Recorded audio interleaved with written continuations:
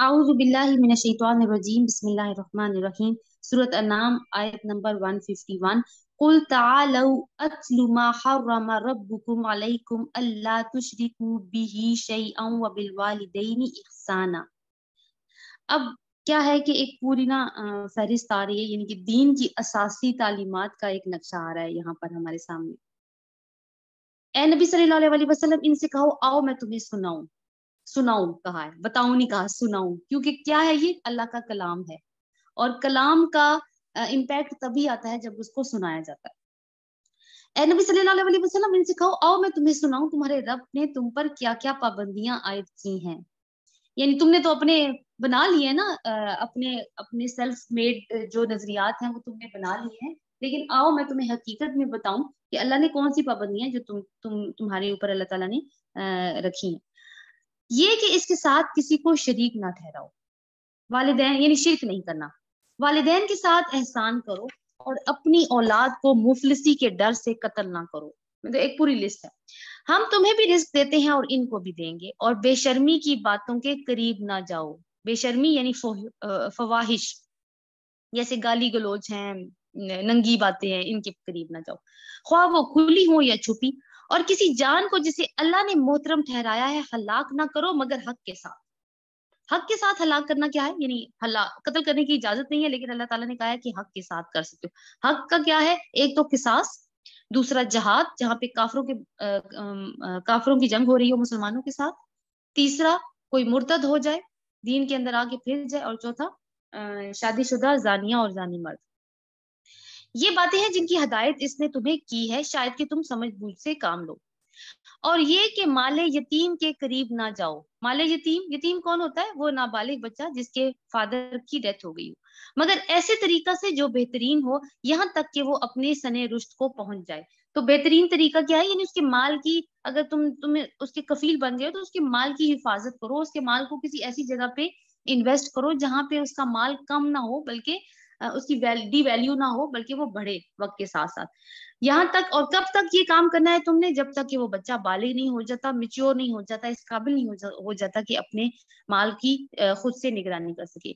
और नाप तोल में पूरा इंसाफ करो। हम हर शख्स पर जिम्मेदारी का इतना ही बार रखते हैं जितना इसके इम्कान में है, यानी किसी के ऊपर उसकी वुसअत से ज्यादा बोझ नहीं डालता अल्लाह ताला। और जब बात कहो तो इंसाफ की कहो, ख्वाह मामला अपने रिश्तेदार ही का क्यों ना हो। मुश्किल कामों में से है, लेकिन अल्लाह ताला का हुक्म है। और अल्लाह के अहद को पूरा करो। कौन सा अहद, बहुत सारे अहद हैं जो हम अल्लाह ताला से करते रहते हैं।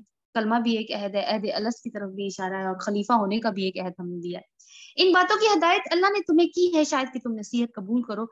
नीज उसकी हदायत ये है कि यही मेरा सीधा रास्ता है, लिहाजा तुम इसी पर चलो। ये जितनी बातें अल्लाह ताला ने जितने अहकामात दिए ना, ये सीधा रास्ता है, इसको फॉलो करो। और दूसरे रास्तों पर ना चलो, क्योंकि क्यों ना चलो, वो तुम्हें गुमराही की तरफ ले जाएंगे, कि वो उसके रास्ते से हटाकर तुम्हें परागंदा कर देंगे। ये है वो हदायत जो तुम्हारे रब ने तुम्हें की है, शायद कि तुम कजरवी से बचो। तो ये आयात है 151 से 153 सूरत नाम। हजरत अब्दुल्ला बिन अब्बास की रवायत है कि अगर रसूल अल्लाह सल्लल्लाहु अलैहि वसल्लम की मोहर शुदा वसीयत पढ़ना चाहते हो तो सूरत अनाम की आयत 151 से 153 पढ़ लो। ये जितनी भी हदायत हमने पढ़ी हैं, इसको हजरत अब्दुल्ला बिन अब्बास ने रसूल अल्लाह की मोहर शुदा वसीयत करार दिया। सुम्मा आतईना मूसल किताब तमामन अलल्लज़ीना अहसना तफसीलन लिकुल्ली शै। फिर हमने मूसा को किताब अता की जो भलाई की रोशन जो भलाई की रविश अख्तियार करने वाले इंसान पर नेमत की तकमील और हर दूसरी चीज की तफसील और सरासर रहमत है। यहाँ पे मूसा अलैहि सलाम को तौरात दी गई। तौरात का जिक्र क्यों आया, ये जितने भी अहकामात हमने पढ़े हैं ये तौरात के अंदर मौजूद हैं, और इसलिए कि बनी इसराइल को दी गई थी, शायद लोग अपने रब की मुलाकात पर ईमान ले आए। रब की मुलाकात पर ईमान लाने का मतलब है यौम आखिरत पर यकीन रखें। आखिरत का जो अकीदा है वो अमाल को बदलने का बायस होता है, वरना इंसान के अमाल नहीं बदलते इसका आखिरत पे अगर यकीन ना हो।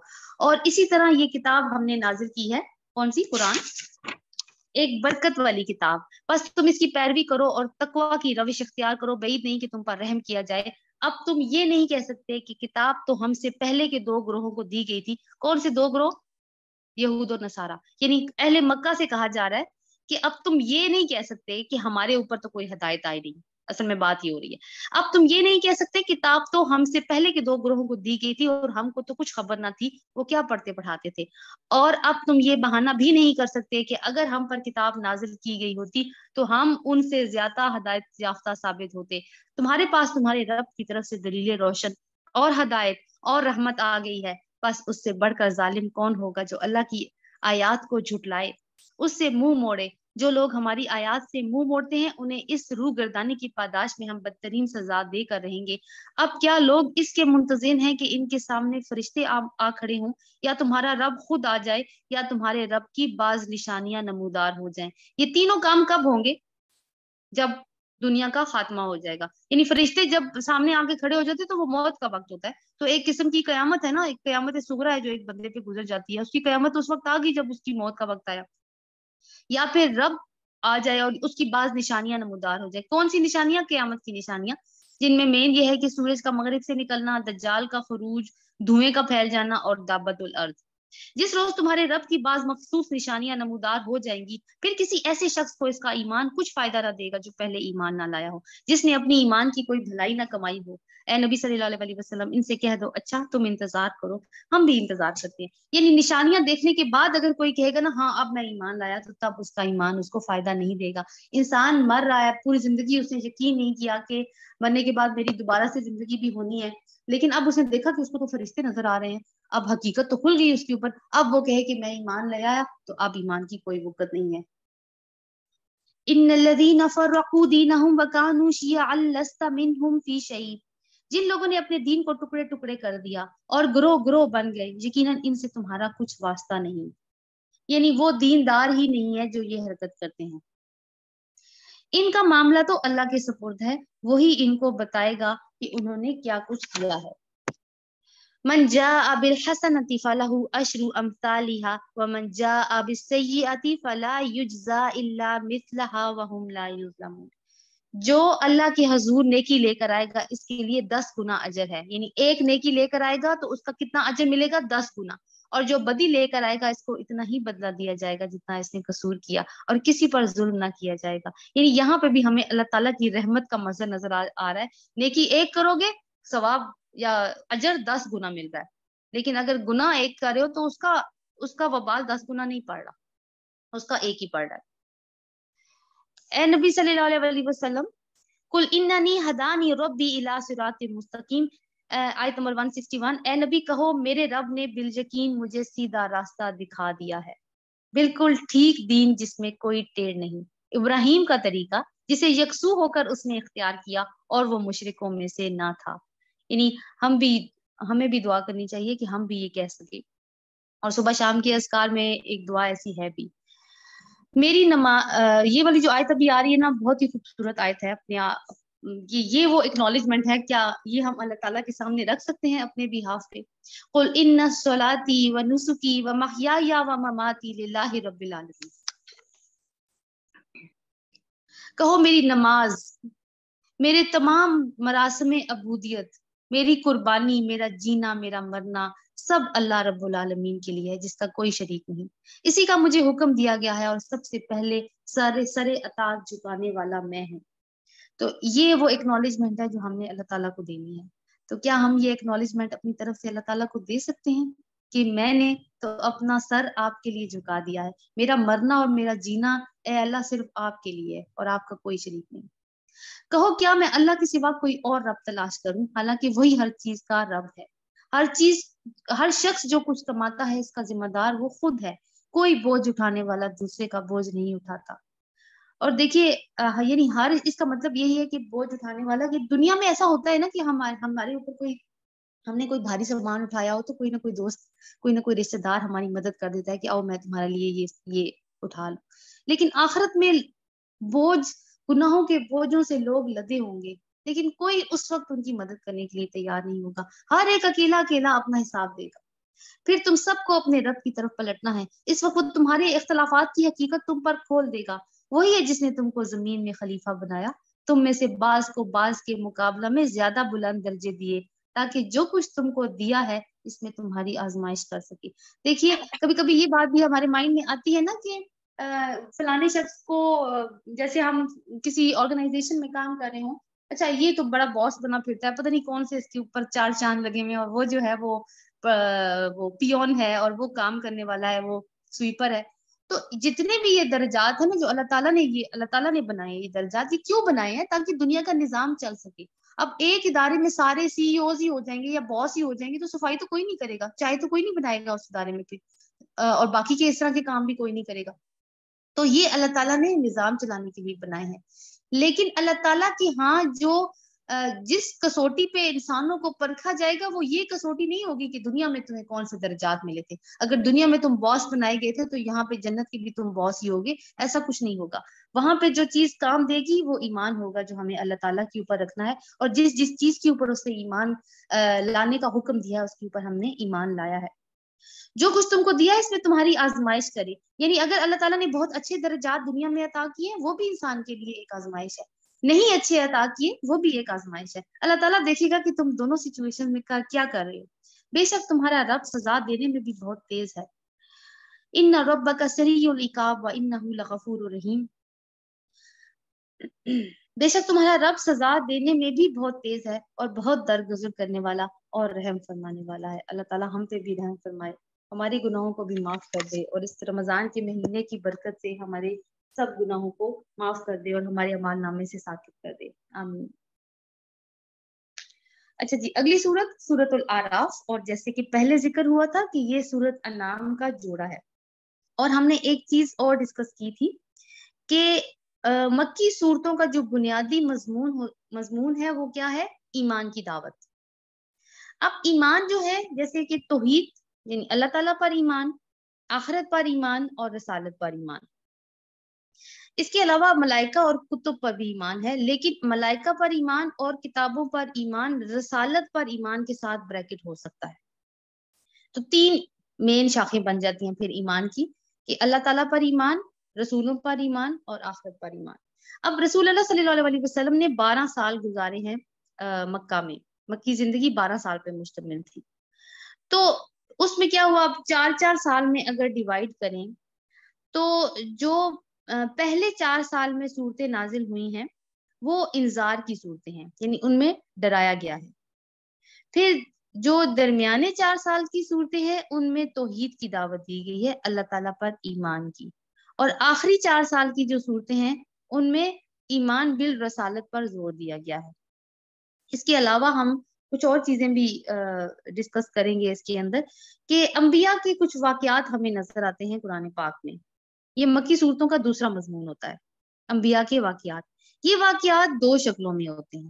ایک کو کہتے ہیں انباء اور رسل، یعنی رسولوں کی خبریں جن کو کہا جا سکتا ہے، جس میں قوموں کا ہلاک ہونے کے واقعات ہیں، یا پھر ان کے کس طرح سے انہوں نے دعوت دی، اس طرح کی باتیں اس میں ہو سکتی ہیں، عذاب کی کہانیاں ہو سکتی ہیں.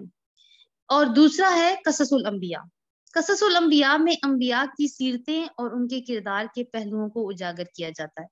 اب یہ جو انباء اور رسل اور قصص الانبیاء ہے یہ کئی دفعہ آپس میں ملے جلے بھی ہوتے ہیں اور کئی دفعہ الگ الگ بھی ہوتے ہیں. تو جب ہم پڑھتے ہیں تو ہمیں پتہ چل جاتا ہے کہ یہ کون سی کیٹیگری میں آ رہے ہیں. اب سورۃ انعام تو ہم نے پڑھ لی، جس میں اللہ تعالیٰ نے کائنات کی نشانیوں پر غور و فکر کر کے انسان کو اس طرف موٹیویٹ کیا کہ وہ اپنے رب کو پہچانے.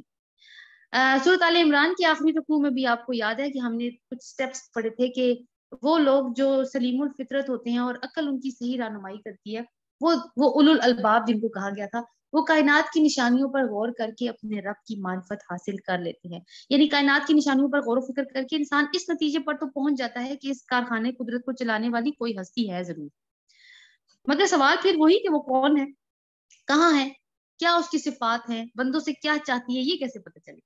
تو اس کے لیے پھر اللہ تعالیٰ نے اپنے انبیاء کو بھیجا، انہوں نے اللہ تعالیٰ کی پہچان کروائی. ورنہ یہ جتنی بھی اب جیسے دیکھیں جتنا بھی قرآن ہم پڑھ رہے ہیں وہ اللہ تعالیٰ نے رسول اللہ صلی اللہ علیہ وسلم کے اوپر ریلیز کیا تو ہم تک پہنچا. تو اس طرح سے جتنی بھی ہدایات پہلے بھی آتی رہی ہیں اس کے لیے اللہ تعالیٰ نے اپنے بندوں کو مخصوص کیا جن کو پیغمبر کہا جاتا تھا، اور ان کے اوپر پھر اللہ تعالیٰ نے ان سے کلام کیا وحی کے ذریعے یا کسی اور فارم میں بھی کچھ ایسے بھی शवाहिद हैं कि अल्लाह ताला ने खुद भी कलाम किया है कुछ अंबिया के साथ, और वरना तो वही के जरिए।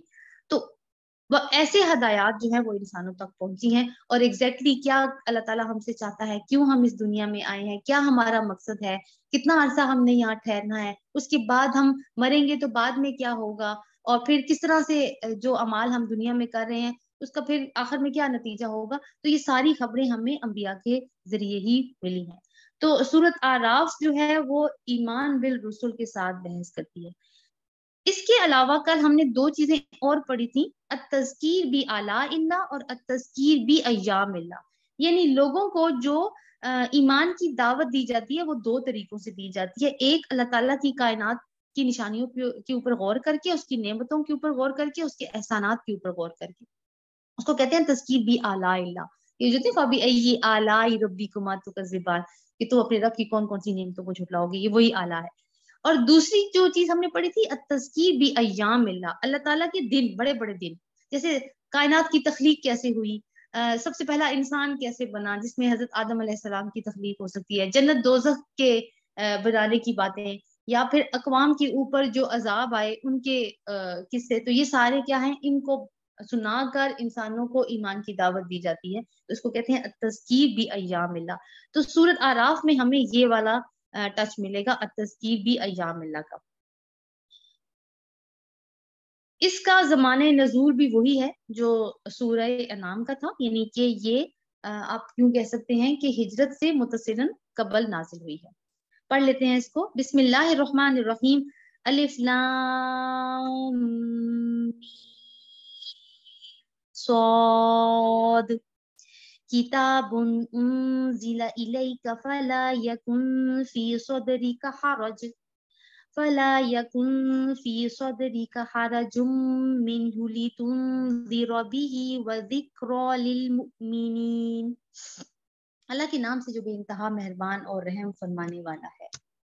अलिफ लाम मीम सॉद, ये क्या है, हरूफ मुक़त्तात, और इनके बारे में हमने एक बात पहले पढ़ी है कि जब हरूफ मुक़त्तात आते हैं तो उसके बाद किताब का जिक्र होता है। यहाँ पे भी ऐसे ही है, ये एक किताब है जो तुम्हारी तरफ नाजिल की गई है, बस ए नबी सल्लल्लाहु अलैहि वसल्लम तुम्हारे दिल में इससे कोई झिझक ना हो। यानी देखिए कि जो हालात हैं मक्का के, कि रसूल अल्लाह सल्लल्लाहु अलैहि वसल्लम जो भी वही अल्लाह ताला की तरफ से रसूल अल्लाह सल्लल्लाहु अलैहि वसल्लम पे उतर रही है वो उसको उसी तरह पेश कर रहे हैं, लेकिन रिएक्शन क्या आ रहा है मुआशरे में से, कि इंसल्ट की जा रही हैं, मजाक उड़ाया जा रहा है, अहले ईमान के ऊपर तशद्दुद तक किया जा रहा है। तो जब इस तरह की सिचुएशन हो और इंसान हक की बात करे तो वो ठहर जाता है अपने हक की बात करने से, कि मैं नहीं कहता हक की बात।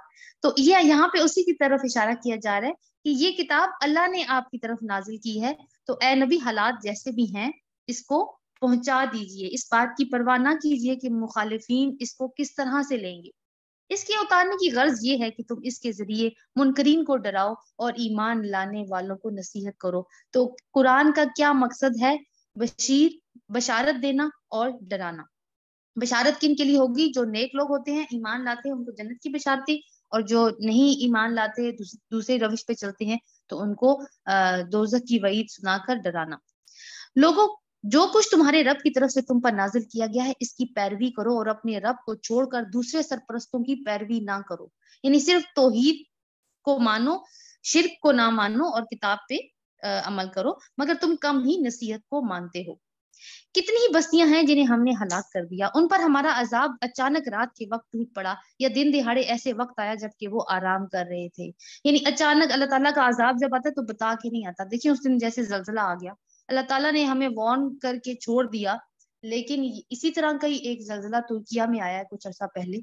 वहां पे लोग सोए हुए थे और वो बस उसी तरह से ही या तो अबदी नींद सो गए या मलबे के नीचे दब गए। तो अल्लाह ताला से हमें हर वक्त आफियत की दुआ भी करते रहना चाहिए। और जब हमारा अजाब उन पर आ गया तो उनकी जुबान पर इसके सिवा कोई सदा ना थी कि वाकई हम जालिम थे। यानी ये जो हमारे ऊपर सजा आ रही है, हर एक को पता होता है ना कि उसने क्या कारनामा किया हुआ है जिंदगी के अंदर। अब जब अंबिया को झुटलाते रहे जो कुछ कौमें जिनका तस्करा हम आगे जाके करेंगे, तो जब उनके ऊपर अजाब आया तो सब की जुबान पर एक ही अल्फाज होते थे कि बेशक हम ही जालिम थे। और यही अल्फाज उस वक्त भी होंगे जब वो दोजख के गड़े के किनारे खड़े होंगे। فَلَنَسْأَلَنَّ الَّذِينَ أُرْسِلَ إِلَيْهِمْ وَلَنَسْأَلَنَّ الْمُرْسَلِينَ. اگلی اوپر والی آیت ہے فَمَا كَانَ دَعْوَاهُمْ إِذْ جَاءَهُمْ بَأْسُنَا إِلَّا أَن قَالُوا إِنَّا كُنَّا ظَالِمِينَ فَلَنَسْأَلَنَّ الَّذِينَ أُرْسِلَ إِلَيْهِمْ وَلَنَسْأَلَنَّ الْمُرْسَلِينَ. بس یہ ضرور ہو کر رہنا ہے کہ ہم ان لوگوں سے باز پرس کریں جن کی طرف ہم نے پیغمبر بھیجے، اور پیغمبروں سے بھی پوچھیں. پیغمبروں سے کیا پوچھا جائے گا کہ تم نے پہنچا دیا، اور جن کو پہنچانا تھا ان سے کیا پوچھا جائے گا کہ تمہارے پاس پیغمبر آیا تھا، اس نے تمہیں بات پہنچائی تھی تو تم نے کیا کیا. پھر ہم ایک حدیث ہے، رسول اللہ صلی اللہ علیہ وسلم نے فرمایا کہ تم میں سے ہر شخص نگران ہے اور اس سے اس کی ریت کے بارے میں پوچھا جائے گا، یعنی سوال ہوگا. اگر اللہ تعالیٰ نے کسی کو اگر ماں باپ بنا دیا ہے آپ لوگوں کو، اور آپ کی ریت میں اس نے کچھ بچے دیے ہیں، تو وہ یہ بھی پوچھے گا کہ ان کی پرورش کس طریقے سے کی ہے.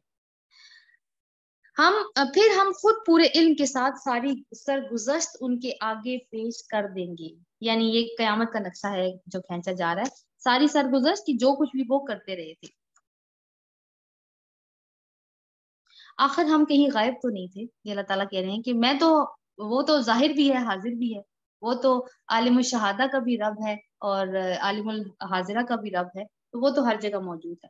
اور وزن اس روز عین حق ہوگا، جس کے پلڑے بھاری ہوں گے وہی فلاح پانے والے ہوں گے، اور جن کے پلڑے ہلکے ہوں گے وہی اپنے آپ کو خسارے میں مبتلا کرنے والے ہوں گے، کیونکہ وہ ہماری آیات کے ساتھ ظالمانہ برتاؤ کرتے رہے تھے. تو کیا ہوگا کہ بڑے بڑے قیامت کے دن بڑے بڑے ترازو رکھے جائیں گے، اور کہا جاتا ہے کہ اگر آسمان اور زمین کا وزن بھی مطلوب ہو تو وہ ان کی وسعت پھر بھی زیادہ ہوگی.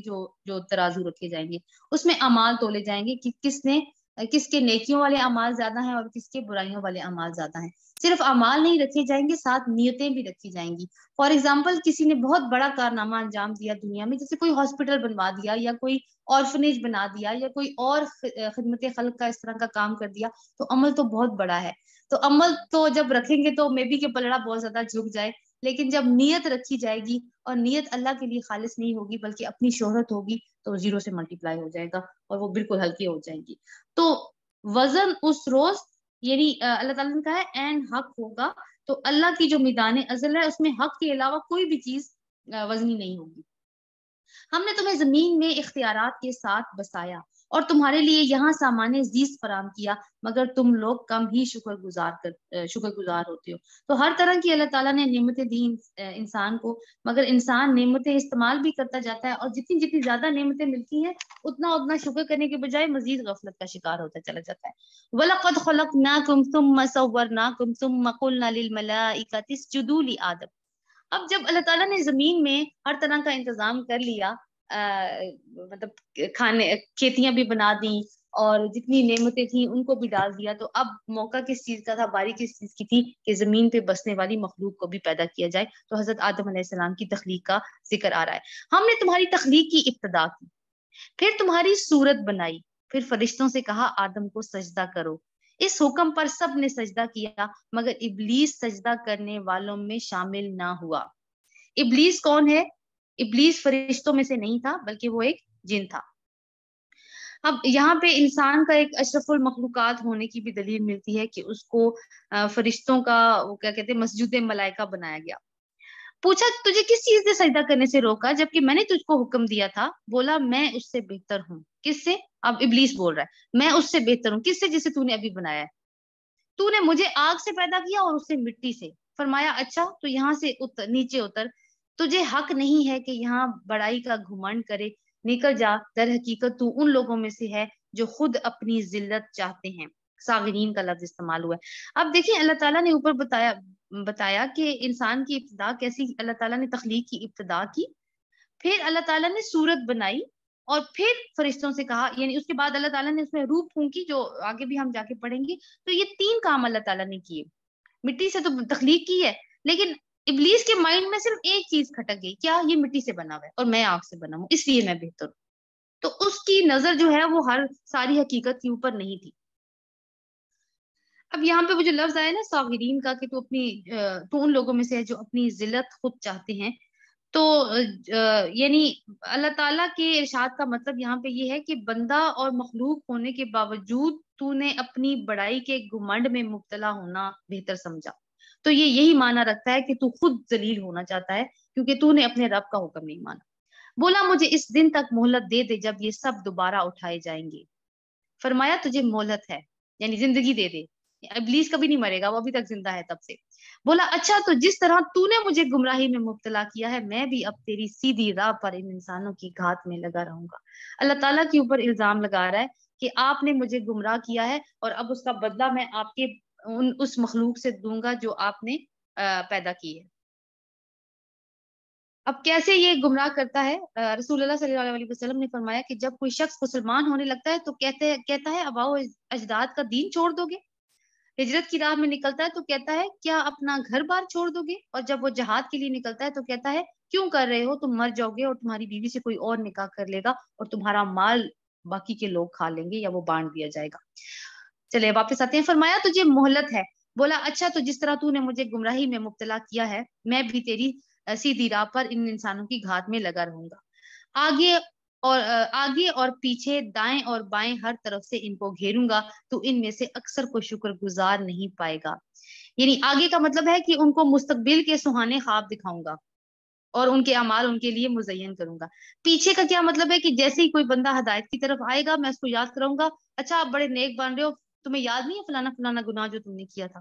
تو جب انسان جو سیدھی راہ پہ آ جاتا ہے اور اپنے پرانے گناہوں کو یاد کرتا ہے تو اس کے اندر ایک مایوسی پیدا ہوتی ہے، اور شیطان کا یہی مقصد ہے کہ جیسے وہ خود مایوس ہے اللہ کی رحمت سے وہ بندوں کو بھی مایوس کر دے۔ پھر یہ ہے کہ دائیں طرف سے کہ انسان نے جو اچھے نیک عمل کیے ہوں گے جو دائیں ہاتھ کے اعمال ہوتے ہیں تو ان میں وہ کرے گا کہ اس کو احساس دلائے گا کہ واہ تم نے کتنا اچھا کام کیا تھا، تو انسان اپنے آپ کو بہت بڑا تصور کرنے لگے گا۔ وہ یہ بھول جائے گا کہ یہ نیکی کا کام اس نے اللہ کے لیے خالص ہو بھی کیا تھا، اور یہ بھی بھول جائے گا کہ اس کو کہ نیکی کرنے کی جو توفیق ہوتی ہے وہ بھی اللہ تعالیٰ کی طرف سے ہوتی ہے۔ اور بائیں طرف کا کیا مطلب ہے کہ تو ویسے ہی وسوسے ڈالتا ہے اور گناہ کی طرف اکساتا ہے۔ ہر طرف سے ان کو گھیروں گا تو ان میں سے اکثر کو شکر گزار نہ پائے گا، یعنی یہ شکر نہیں کریں گے کہ جو کچھ ان کو ملا ہے اس پہ شکر نہیں کریں گے بلکہ مزید کے لیے روتے ہی رہیں گے۔ تو اصل کام کیا ہے پھر ہمارا بندوں کا کہ ہر حال میں اللہ تعالیٰ کا شکر ادا کریں۔ رسول اللہ صلی اللہ علیہ وسلم نے کہا کہ کہا کرو کہ الحمدللہ اللہ کل حال، یا اللہ تیرا ہر حال میں جس حال میں تو رکھے تیرا شکر ہے۔ فرمایا نکل جا یہاں سے ذلیل اور ٹھکرایا ہوا، یقین رکھ کہ ان میں سے جو تیری پیروی کریں گے تجھ سمیت ان سب سے جہنم کو بھر دوں گا۔ اور اے آدم تو اچھا اب کیا ہوا کہ ایک اور بھی اللہ تعالیٰ نے اپنا فیصلہ سنا دیا کہ تم اب یہاں سے نکل جاؤ، لیکن یہ یاد رکھو کہ جو ناشکرے ہوں گے اور تمہاری باتوں میں آئیں گے تم تو جہنم میں جاؤ گے ہی جاؤ گے، ان کو بھی ساتھ تمہارے ساتھ جہنم میں پھینک دوں گا۔ اور اے آدم تو اور تیری بیوی دونوں اس جنت میں رہو جہاں جس چیز کو تمہارا جی چاہے کھاؤ، مگر اس درخت کے پاس نہ جانا ورنہ ظالموں میں سے ہو جاؤ گے۔ صرف ایک انسٹرکشن دی ہے اللہ تعالیٰ نے انسان کو، اور وہ کیا ہے کہ درخت کے قریب نہ جانا۔ اچھا یہ شیطان کا کام ہے، اس کے اوپر ایک تھوڑا سا مزید یہ دیکھ لیتے ہیں کہ شیطان کا مقصد ابھی اس نے کیا کہا کہ وہ ناشکری پیدا کرے گا بندوں میں۔ تو ناشکری کا پہلا سٹیپ کیا ہوتا ہے کہ وہ انسانوں میں ناخوشی پیدا کرتا ہے، کسی چیز کو لے کے وہ ناخوش ہو جاتا ہے، پھر وہ حسرتیں کرنے لگتا ہے کاش میرے پاس یہ ہوتا، پھر وہ ناشکری کے اوپر آ جاتا ہے اس کے بعد، اور پھر جب وہ ناشکرا ہو جاتا ہے تو پھر وہ اللہ تعالیٰ کے عذاب کا مستحق ہو جاتا ہے۔ فَوَسْوَسَ لَهُمَا الشَّيْطَانُ لِيُبْدِيَ لَهُمَا مَا أُرِيَ عَنْهُمَا مِنْ سَوْآتِهِمَا، پھر شیطان نے ان کو بہکایا تاکہ ان کی شرمگاہیں جو ایک دوسرے سے چھپائی گئی تھی ان کے سامنے کھول دے۔ اس نے ان سے کہا تمہارے رب نے تمہیں جو اس درخت سے روکا ہے اس کی وجہ اس کے سوا کچھ نہیں کہ کہیں تم فرشتے نہ بن جاؤ یا تمہیں ہمیشگی کی زندگی نہ حاصل ہو جائے۔ یعنی انسان کی کمزوریوں کے اوپر وہ نقب لگاتا ہے۔ اب انسان کی اب جیسے آدم علیہ السلام اور حوا علیہ السلام ان کو پتا ہے انہیں دنیا میں ہی جانا ہے، اسی کے لیے ان کو یعنی کہ خلافت عرضی کے لیے پیدا کیا گیا، لیکن جنت میں اب کافی عرصہ رکھا گیا ہے ان کو۔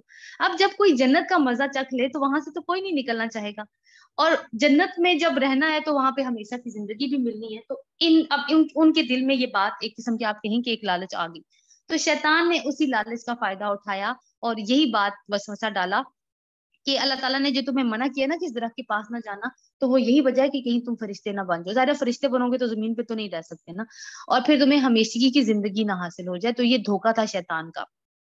تو شیطان کی چالوں کو سمجھنا کتنا ضروری ہے، اور دوسری بات یہ ہے کہ وہ ایک دم سے انسان کو برائی پہ آمادہ نہیں کرتا، وہ بڑا آہستہ آہستہ بڑے سٹیپس لے کے آتا ہے۔ اس کی طرف. اور اس نے قسم کھا کر ان سے کہا کہ میں تمہارا سچا خیر خواہ ہوں. اس طرح دھوکہ دے کر وہ ان دونوں کو رفتہ رفتہ اپنے ڈھب پر لے آیا. یعنی اللہ تعالیٰ نے کیا کہا تھا کہ اس درخت کے قریب نہ جانا, یہ نہیں کہا تھا پھل نہ کھانا. اب کیا کیا, پہلے تو قریب لے کر آیا نا. اچھا انہوں نے کہا, پہلے وسوسہ ڈالا ہوگا, اچھا یار دیکھ تو لیتے ہیں کہ درخت ہے کیسا, پاس نہیں جائیں گے, دور سے دیکھیں گے. اب جب دور سے دیکھا تو اچھا کیا ہوا, تھوڑا قریب جا کے دیکھ لیتے ہیں کیا ہوا, کھا تو نہیں دینا کچھ.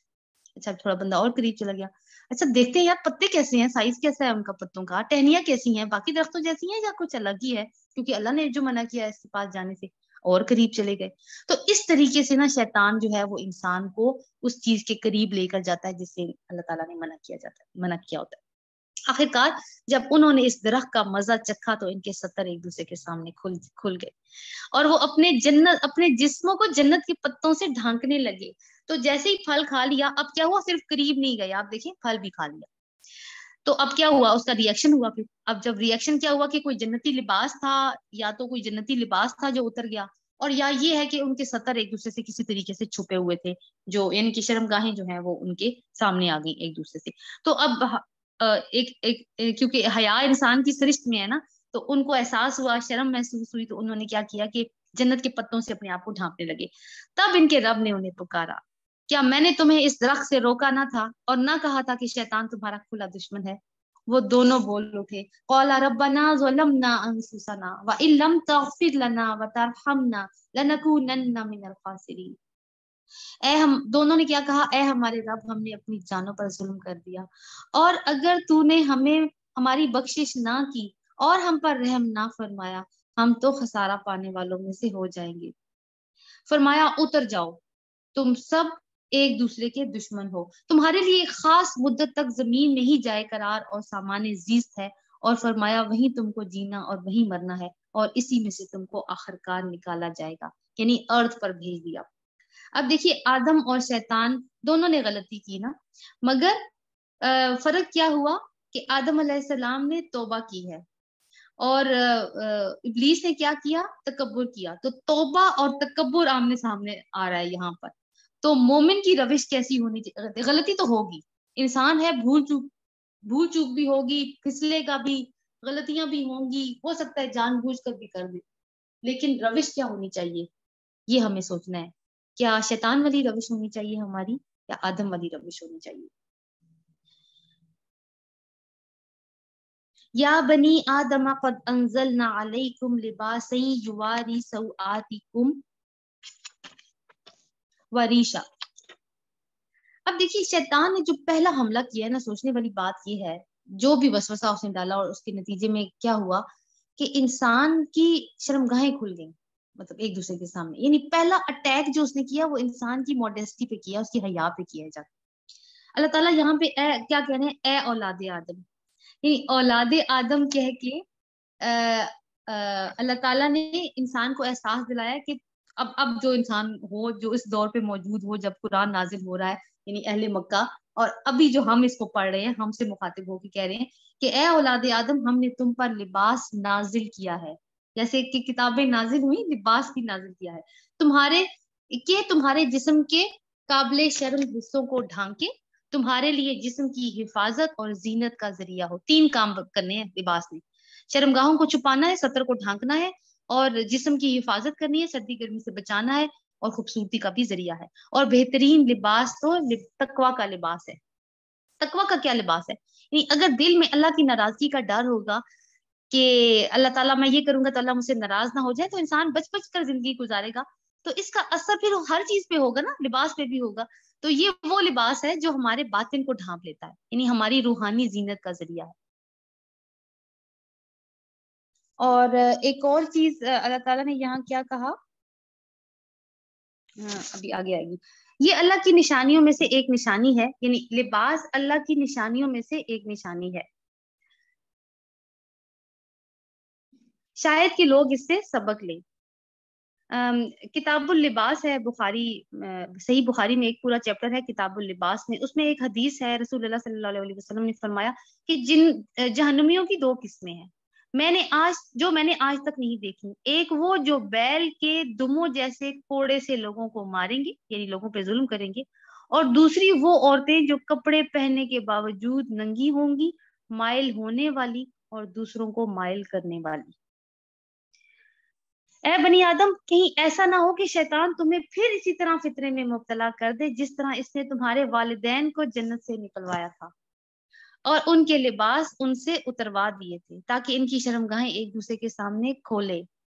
اور اب یہاں پہ جو والدین کا لفظ اللہ تعالیٰ نے استعمال کیا نا، کیونکہ ہمارے جد امجد تو حضرت آدم ہی ہیں، لیکن اللہ تعالیٰ نے جو والدین کا لفظ استعمال کیا ہے تاکہ ہمیں ایک قسم کی نا اٹیچمنٹ یا قربت کا احساس ہو حضرت آدم اور حوا کے ساتھ، کیونکہ پیرنٹس کے ساتھ تو بچے اٹیچ ہوتے ہیں نا، اولاد اٹیچ ہوتی ہے کہ، اور اگر کوئی ہمارے والدین کے ساتھ زیادتی کر لے تو پھر ہمارا ریئیکشن کیا ہونا چاہیے؟ ہم اس کے فیور میں ہوں گے جو زیادتی کرے گا، یا پھر ہم اس کے خلاف ہوں گے؟ تو یہاں پہ وہی بات بتائی جا رہی ہے، جس طرح اس سے تمہارے والدین کو جنت سے نکلوایا تھا اور ان کے لباس ان سے اتروا دیے تھے تاکہ ان کی شرمگاہیں ایک دوسرے کے سامنے کھولے۔ وہ اور اس کے ساتھی تمہیں ایسی جگہ سے دیکھتے ہیں جہاں سے تم انہیں نہیں دیکھ سکتے۔ ان شیاطین کو ہم نے ان لوگوں کا سرپرست بنا دیا ہے جو ایمان نہیں لاتے۔ تو ایمان جو نہیں لاتے ان کے دوست کون ہیں؟ شیطان۔ اب دیکھیں یہ ایک ٹائم لیس ایڈوائز ہے سب کے لیے، ہر ایک کے لیے، لباس کو لے کر، کہ شیطان کا پہلا حملہ کہاں پہ ہوگا؟ لباس کے اوپر۔ اور ابھی آپ دیکھیں کہ ہمارے ہاں کیا ٹرینڈ چل پڑا ہے کہ جتنا مختصر لباس ہوگا ہم اتنے ہی ماڈرن کہلائیں گے۔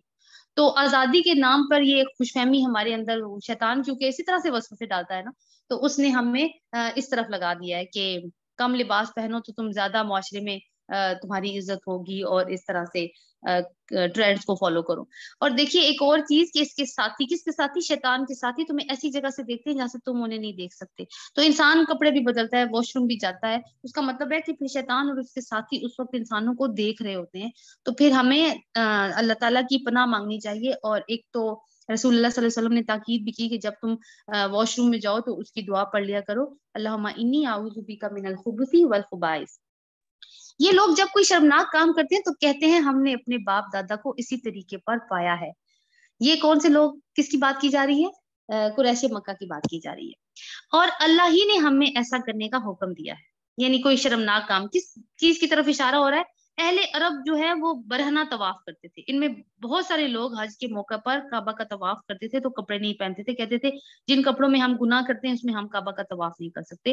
اور خواتین تو بہت زیادہ بڑی بھی تھیں، اور ایک قسم کا ایک آپ کے نا مذہبی فیل تھا، اور سارے اس کو نیک کام سمجھ کے کر رہے تھے، اور کیا کہہ رہے تھے کہ اللہ نے ہمیں ایسا کرنے کا حکم دیا ہے۔ ان سے کہو اللہ بے حیائی کا حکم نہیں دیا کرتا، کیا تم اللہ کا نام لے کر وہ باتیں کہتی ہو جن کے متعلق تمہیں علم نہیں ہے کہ وہ اللہ کی طرف سے ہیں؟ اے نبی صلی اللہ علیہ وسلم، ان سے کہو میرے رب نے تو راستی اور انصاف کا حکم دیا ہے۔ اس کا حکم تو یہ ہے کہ ہر عبادت میں اپنا رخ ٹھیک رکھو، یعنی جو بھی تم عبادت کرو اس میں اپنا رخ اللہ کی طرف کرو، اسی کو پکارو، اپنے دین کو اس کے لیے خالص رکھ کر، یعنی شرک نہ کرو۔ جس طرح اس نے تمہیں اب پیدا کیا ہے اسی طرح تم پھر پیدا کیے جاؤ گے۔